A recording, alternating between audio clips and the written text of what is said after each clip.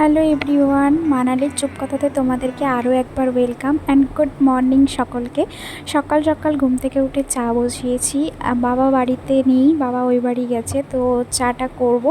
And আজকে আমার শরীরটা খুব একটা ভালো নেই, তো চাটা করার পরে চাটা খেয়ে দুপুরে সেরকমভাবে আমার কিছুই করা হয়নি, তাই ভিডিও ক্লিপও কিছু নেওয়া হয়নি, শরীরটাও খারাপ ছিল। তো সন্ধেবেলাতে একটু বেরিয়েছিলাম, বাবুর সাথে বেরিয়েছিলাম এই আশ্রমটাতে। আশ্রমটা খুবই ভালো, আমি প্রথমবারে আশ্রমটার ভেতরে ঢুকলাম, বাট মনটা খারাপ ছিল, প্লাস শরীরটাও খারাপ ছিল। তাই জন্য তোমরা আমার মুখ চোখ দেখলে বুঝতে পারবে যে মন শরীর দুটোই খারাপ ছিল। তো এখানে আসার পর মন আর শরীর দুটোই ভীষণ ভালো হয়ে গিয়েছিল। আর এখানে এত শান্ত পরিবেশ, এত স্নিগ্ধতা এখানে মানে রয়েছে যে কি বলবো। ভেতরে প্রেয়ার হচ্ছিল, আমি আর ঢুকলাম না, কারণ আমি অলরেডি দুপুরে হচ্ছে মাছ খেয়েছিলাম, তো সেই জন্য আমি আর ঢুকলাম না। যেহেতু আমি মানে আর খাওয়ার পরে আমি আর মানে স্নান টান করিনি, তো আমার মনে হলো, আমার কোথাও গিয়ে আমার মনে হলো যে আঁশ খেয়ে আমি না ঢোকাটাই বেটার।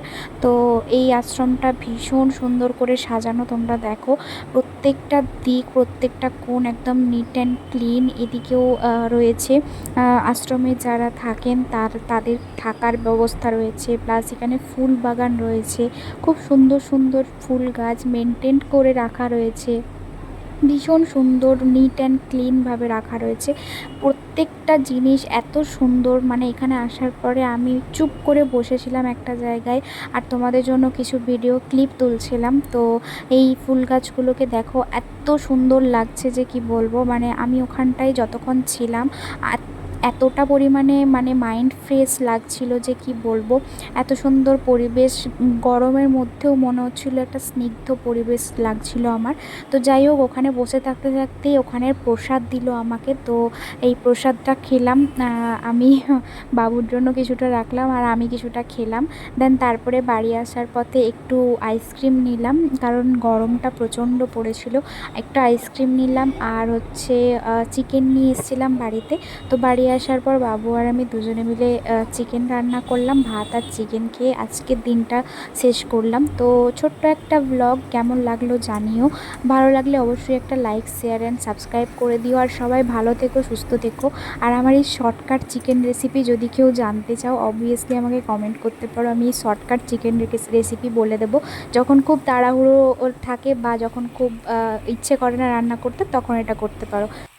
দেন খাওয়া দাওয়া করে শুয়ে গেছিলাম, বাট তারপরে এই যে ভূতের মতো দেখতে পাচ্ছ, এখন বাজছে 1টা 11। তো আমি বাবুকে বললাম যে, রাত্রেবেলা বললাম যে আমার আইসক্রিম খেতে ইচ্ছে করছে, তুমি ফ্রিজ থেকে এনে দাও। তো বেচারা শুয়েছিল, তাকে আমি তুলে পাঠিয়েছি আইসক্রিম আনতে, আর সে আমাকে এনেও দিয়েছে। মোটামুটি মানে এই রকম ছোটোখাটো কেয়ার করার জন্যই ওকে আমার এত বেশি ভালো লাগে। তো ও এনেও দিয়েছে, আর আমি এটা কী বলছিলাম মানে কিচ্ছু শোনা যাচ্ছে না, তাই ভয়েস ওভার দিয়ে দিলাম। সো এই যে এখানে দেখতে পাচ্ছ আইসক্রিম এনেও দিয়েছে।